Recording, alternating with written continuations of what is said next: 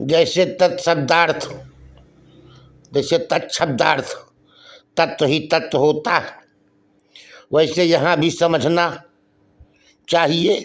ओम तत्सदिति निर्देश तत्व नारायण पर इत्यादि स्मृति श्रुति से यही मालूम पड़ता है कि तत्व और तत् एक ही है। नित्य शब्द नित्य नित्यत्ववाची नहीं होता, यह भी नहीं कहा जा सकता, क्योंकि गवादि शब्द भी गोत्वादि के ही वाचक होते हैं। कहा जाता है कि जाति में शक्ति मानने वालों के यहाँ यह ठीक भी है, परंतु अद्वैती तो जाति ही नहीं मानता, पर यह कहना ठीक नहीं। व्यक्ति से अतिरिक्त जाति मान्य न होने पर भी अनुवृत्तत्व रूप से व्यक्ति को ही जाति मानने में कोई आपत्ति नहीं। व्यक्ति के ही अनुवृत्त एवं व्यावृत्त दो रूप होते हैं। अनुवृत्तत्व रूप से गोत्व ही व्यक्ति है, व्यावृत्तत्व रूप से गौ व्यक्ति है। अतः नित्य एवं अनित्य, नित्य और नित्यत्व दोनों ही व्यक्ति ही है, व्यक्ति एक ही है। अतः नित्यत्व नित्य से अभिन्न ही है। इस तरह सत्यत्वादि भी सत्य ब्रह्म रूप ही है।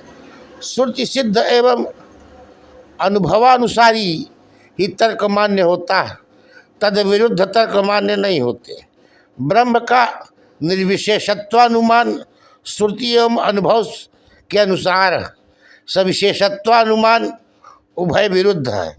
इसलिए अनुमान से ब्रह्म का सविशेषता नहीं सिद्ध होती। श्रुति युक्त्यानुभूतिभ्यो बदताम किंतु किन्नु अशंकम। एक जाति द्रव्य में प्रथम पिंड ग्रहण ही निर्विकल्पक ज्ञान है, द्वितीय आदि पिंड ग्रहण सविकल्पक ज्ञान है। परंतु यह ठीक नहीं, क्योंकि प्रथम गोपिंड ग्रहण के तुल्य ही द्वितीय आदि गोपिंड ग्रहण होते हैं। अतः प्रथम भी सविकल्प ही है।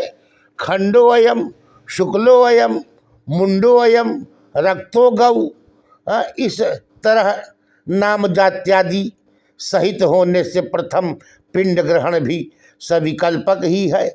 जिस ज्ञान में नाम जाति गुण आदि विकल्प विषय होते हैं वह सविकल्प, और जिसमें उक्त विकल्प विषय नहीं होते वह ज्ञान निर्विकल्प होता।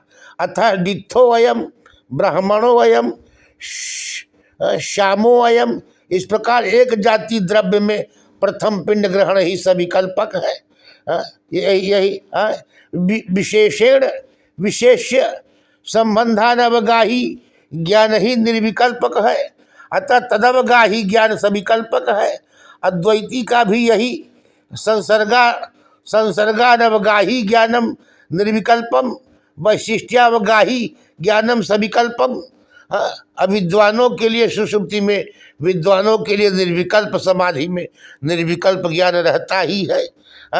संसर्गानवगाही ज्ञान का कोई कारण नहीं हो सकता, क्योंकि निर्विकल्प ज्ञान अतीन्द्रिय ज्ञान है।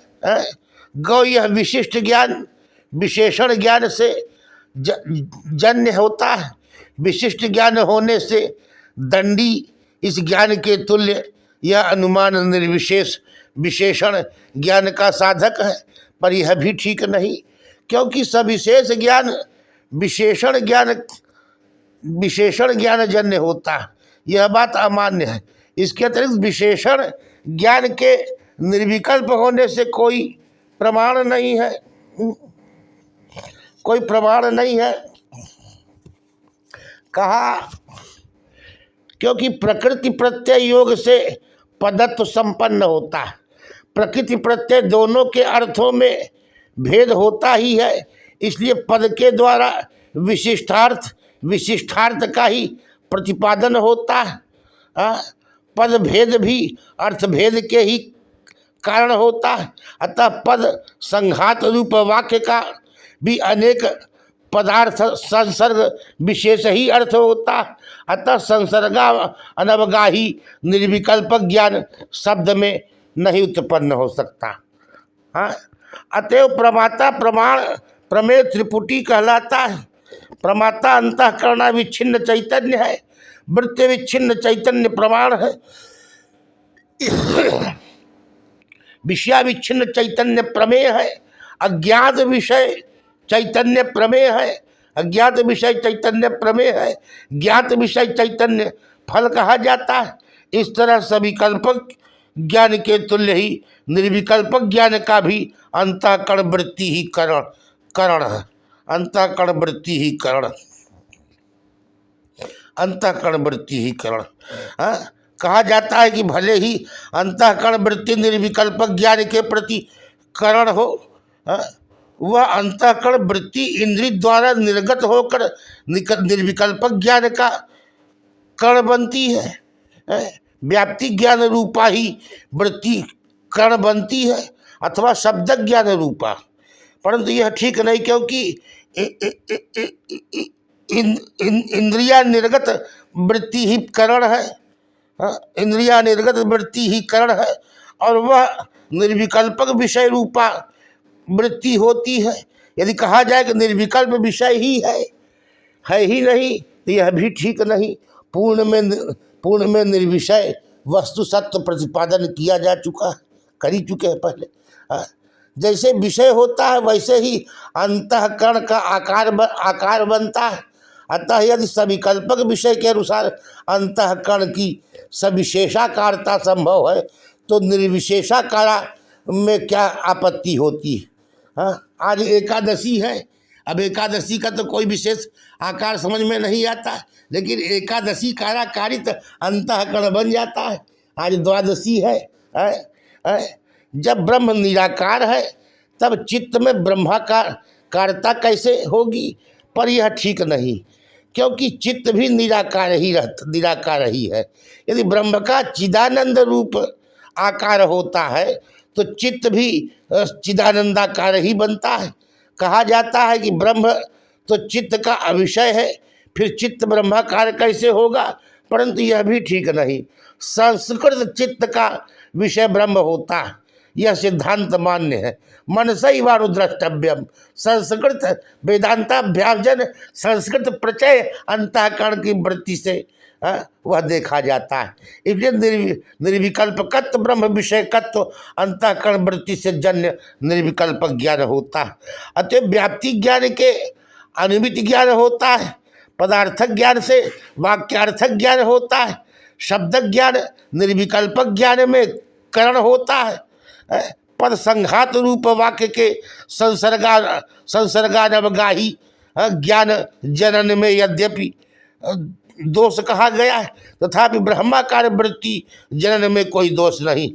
यह प्रश्न होता है कि तत्त्वमसि इत्यादि वाक्य श्रुति एवं विचारित होकर संसर्गानवगाही ज्ञान जनन करके ब्रह्माकार अंतःकरण वृत्ति पैदा करता है, या संसर्गानवगाही ज्ञान या बिना पैदा किए ही। प्रथम पक्ष में उक्त दोष लागू होगा, क्योंकि पद संघात रूप वाक्य पदार्थ संसर्ग विषय का ही ज्ञान जनन करेगा। दूसरा पक्ष भी ठीक नहीं, क्योंकि ब्रह्माकार वृत्ति वाक्य से कैसे होगी, परंतु यह सब कथन ठीक नहीं, क्योंकि तत्त्वमस्यादि वाक्य ब्रह्माकार वृत्ति उत्पन्न होना ही वाक्यों की संसर्गा अनवगाही जनकता है। पद एवं पद समुदाय रूप वाक्य तात्पर्य विषय अर्थ का ही बोधन करते हैं। यत्पर शब्द स शब्दार्थ गौ गम लिडो धातु से निरंतरम गच्छति जा सब जो निरंतर गमनशील है वही गौ है, तो गौ शेते गाय सोती है, ऐसा कैसे फिर बनेगा। तो यत्पर शब्द स शब्दार्थ विषम भुंक्ष, इस आप्त वाक्य से अनभिमत संसर्ग का भी प्रतिपादन होना चाहिए। यहाँ पर केवल शत्रु के घर न खाना ही विवक्षित है, विष को खा लेना विवक्षित नहीं है। यद पर शब्द स शब्दार्थ, गंगायाम घोष, यहाँ घोष गंगा में रह नहीं सकता, अतः संसर्ग यहाँ प्रत्यक्ष बाधित होता है। स्वयं देवदत्त है, यह तत्परोक्ष एवं इदम अपरोक्ष काल का संसर्ग अयुक्त ही है, अतः तात्पर्य विषय अर्थ संसर्ग ही हो यह नियम नहीं बन सकता। अतः प्रकृष्ट प्रकाश चंद्र स्वयं देवदत्ता इत्यादि वाक्य स्वरूप मात्र के बोधक होते हैं, क्योंकि उतने में ही उनका तात्पर्य है। जैसे घटा पटा इत्यादि पद घटादि स्वरूप मात्र के बोधक होते हैं, उसी तरह तत्वमस्यादि महावाक्य भी ब्रह्म रूप मात्र के बोधक होते हैं, क्योंकि उपक्रमादि लिंगों से उसी में इनका तात्पर्य निर्धारित है। अतएव गामानय इत्यादि वाक्यों के समान तत्वमस्यादि इत्यादि वाक्यों का संसर्ग रूप कोई अर्थ नहीं प्रतीत होता। अतः पद या वाक्य का संसर्गानवगाही जनकत्व नियम नहीं, किंतु स्वतात्पर्य विषयार्थ ज्ञान जनकत्व ही नियम है। स्वतात्पर्य विषयार्थ जनकत्व ही नियम है। अपने तात्पर्य विषय अर्थ का ही ज्ञान उत्पन्न करते हैं, यही नियम है। विषम भुंक्ष इस वाक्य से शत्रु गृह भोजन निवृत्ति रूप अर्थ प्रतीत होता है। यह भुज प्रकृति या प्रत्यय किसी का भी अर्थ नहीं, किंतु प्रकृति प्रत्यार्थ से अतिरिक्त ही अर्थ बोधक है। प्रकृष्ट प्रकाश चंद्र प्रकृत प्रत्यय के योग से आह्लादन क्रिया का कर्ता ही चंद्र का अर्थ है, तो यह ठीक नहीं। चंद्र शब्द का शब्द शक्ति से वैसा अर्थ होने पर भी वक्ता का उसमें तात्पर्य नहीं, उक्त वाक्य स्वरूप मात्र पर्यवसायी ही है। अयम घट, यह घट है, पुत्र जान लेता है। क्या यहाँ प्रकृति प्रत्यय का अर्थ जानकर पुत्र घट को समझता है? कहा जाता है फिर भी घट पद किसी नाम एवं किसी प्रकार से विशिष्ट ही अर्थ का बोधक होता है, निर्विशेष अर्थ का बोधक नहीं। गुरुर्मूर्तिधराम गुह्याम गुहि विज्ञान रूपणी बमंती कल्पकालाग्नि चरवयंती दिते सुतान हसंती चाट्टहासेन नृत्यंती व्योममंडले गच्छन्ति वातवेगे चिरंती पितृकानने दैत्यवक्षा पातनोत्थ रुधिरोच्छित विग्रह चिरंतीम च हसंतीम च डाकनी षष्टिकोटिभिः। तो बमंती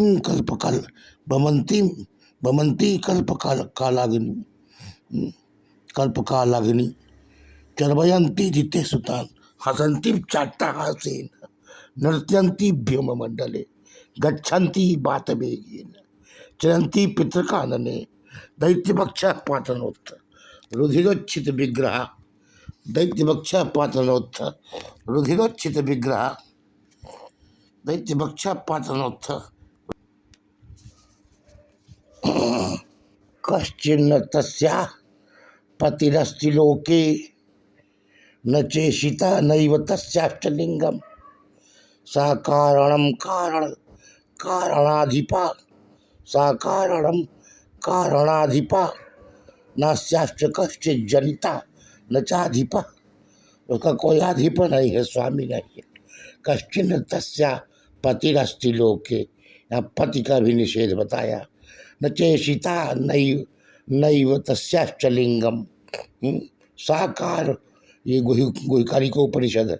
सा कारणम कारणाधिपा नास्याश्च कश्चित् जनिता न चाधिपा न कस्याश्च कश्चित् जनिता न चाधिपा।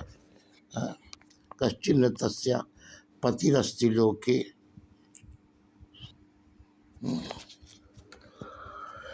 अनंत मृत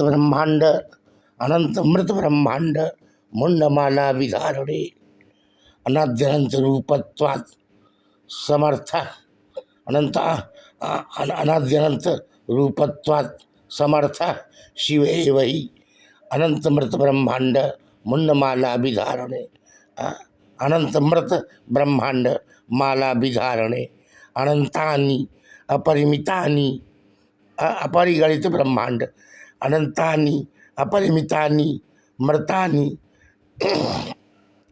नष्टानि यानि ब्रह्मांडानि तेषु चाप अपरिमितानि यानि मुंडानि कपालानि कपाल मुंड तेषां माला विधारणे परिधाने अनंत अनंत मृत ब्रह्मांड मुंडमाला विधारणे अनाद्यनंत रूपत्वात् समर्थ शिवे स्वयं शिव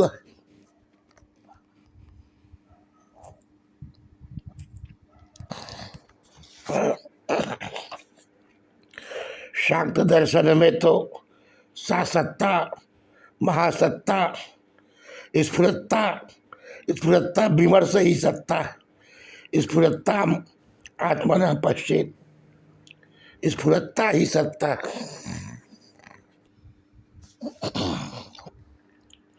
शाक्त दर्शन में